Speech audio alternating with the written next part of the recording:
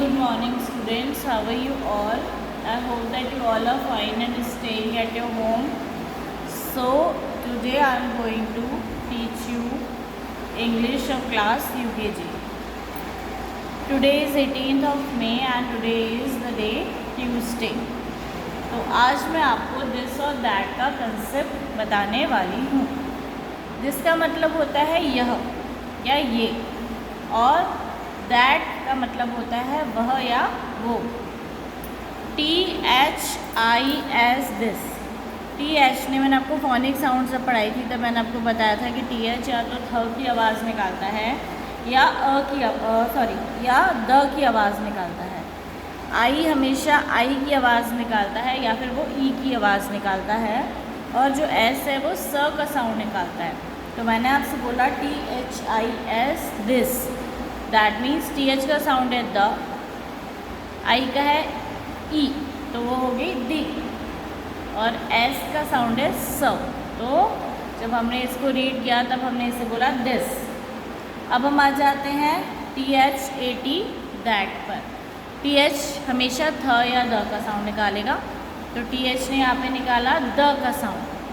ए या तो अ का निकालेगा या ए का निकालेगा, तो यहाँ पे इसने क्या निकाला है दैट, तो TH से द की आवाज़ निकली, ए से ए की आवाज़ निकली, और जो टी का साउंड है वो होता है ट, तो हमने यहाँ पे इसका क्या साउंड निकला दैट। तो THIS is this and THAT is that. अब बात आती है कि दिस और दैट में क्या फ़र्क है। अगर हम हिंदी की बात करें तो दिस में यह या ये, और दैट का मतलब वह या वो। जब हमें कोई चीज़ पास में है और हमें उसके बारे में बात करनी है तो हम बोलेंगे दिस, और जब कोई चीज़ हमसे थोड़ी दूर है और हमें उसके बारे में बात करनी है तो हम बोलेंगे दैट। लेकिन अब हमें क्या याद रखना है, हमें ये याद रखना है कि दिस या दैट दोनों ही शब्द, दोनों ही वर्ड सिंगुलर मतलब एक चीज़ के लिए यूज़ होते हैं। जैसे कि सबसे पहले हम पिक्चर्स देखते हैं कि क्या क्या पिक्चर्स बनी हुई हैं। फ्लावर देख रहा है सबको, फूल, लीफ मतलब पत्ती, स्टार तारा, सन सूरज, ट्री पेड़, प्लांट पौधा, this is ball, bat, triangle and circle. तो अब अगर हमें ये दिस और दैट हम कब यूज़ करते हैं, दिस और दैट हम ये या वो के लिए यूज़ करते हैं, बट ये हमेशा सिंगुलर मतलब वन थिंग के लिए यूज़ होता है। जैसे हम फ्लावर को, वो अगर यहाँ पे वन फ्लावर है तो हम इसको बोलेंगे दिस या दैट हम यूज़ कर सकते हैं। लेकिन अगर यहाँ पे वन से ज़्यादा फ्लावर हैं तो हम यहाँ पे दिस या दैट यूज़ नहीं करेंगे। इसी तरीके से कोई भी पिक्चर, कोई भी थिंग, कोई भी वस्तु अगर सिंगुलर है, एक है, तो हम इसके लिए दिस और दैट का यूज़ कर सकते हैं। लेकिन अगर ये एक से ज़्यादा है तो हम इसके लिए दिस या दैट का यूज़ नहीं कर सकते। तो पहली चीज़ तो इसमें हमको ये याद रखनी है।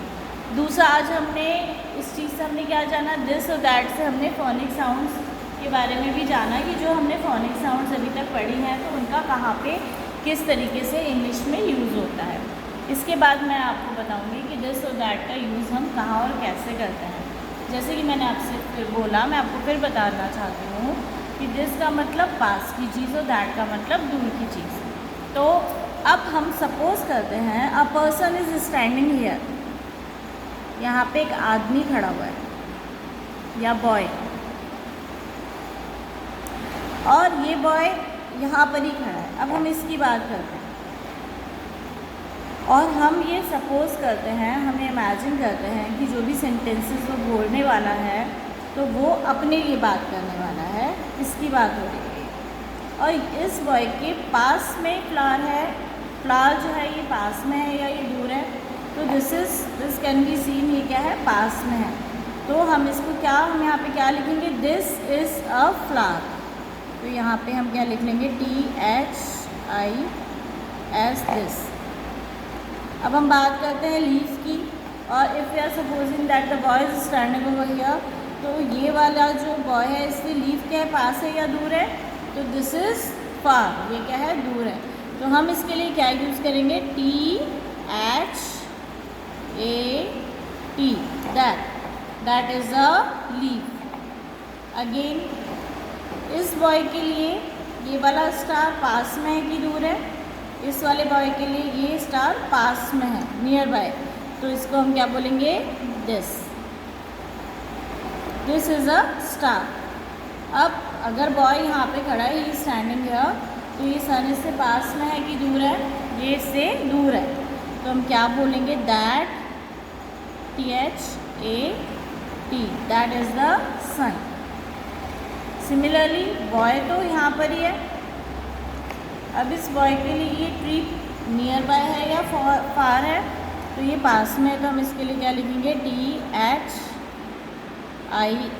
दिस। ये प्लांट पास है या दूर है, फार, दूर है, तो हम क्या लिखेंगे, THAT, that. Similarly dash is a ball. जब यहाँ पे एक ब्लैंक लाइन होती है और कुछ लिखा नहीं होता है, तो हम इसको रीड कैसे करते हैं, हम इसे बोलते हैं dash. Dash is a ball. तो डैश मतलब ये दिस या दैट से फिल करना है हमें इसे, तो ये नियर है या फार इस बॉय के, तो ये नियर है। Dash is the bat. Now bat क्या है, दूर है, तो हम यहाँ पे क्या लिख देंगे, THAT, that. Dash is a triangle. अब इस बॉय के लिए जो कि यहाँ पर है, इसके लिए ये ट्रायंगल पास है या दूर है, सो वेस पास है, तो क्या लिख देंगे, THIS, दिस। और ये सर्कल, तो दैट इज़ अ सर्कल। तो इस तरीके से हमने क्या किया, हमने दिस और दैट का कंसेप्ट सीखा। तो I hope that you understand this. You can use this and that in a daily communication also. आप इसको अपनी डेली बातचीत में भी दिस और दैट को यूज़ करिए। तो I hope that you like this video and you have learn. Thank you and have a nice day. Bye bye.